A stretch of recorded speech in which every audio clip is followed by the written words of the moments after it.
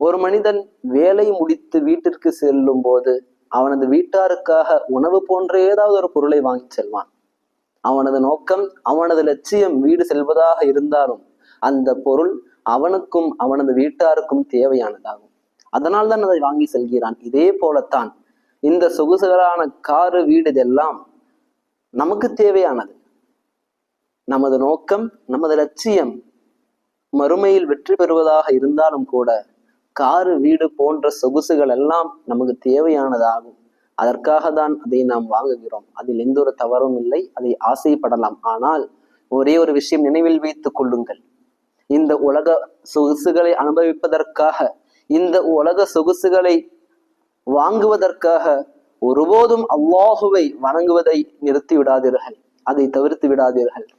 அல்லாஹுவை வணங்குவதற்காக, அல்லாஹுவின் வழிமுறையை பின்பற்றுவதற்காக சொகுசுகளை நாம் விடலாம். ஆனால் சொகுசுகளை அனுபவிப்பதற்காக வணக்கத்திற்குரிய ரஹ்மானான ரப்பை வணங்குவதை ஒருபோதும் விட்டு விடாதீர்கள்.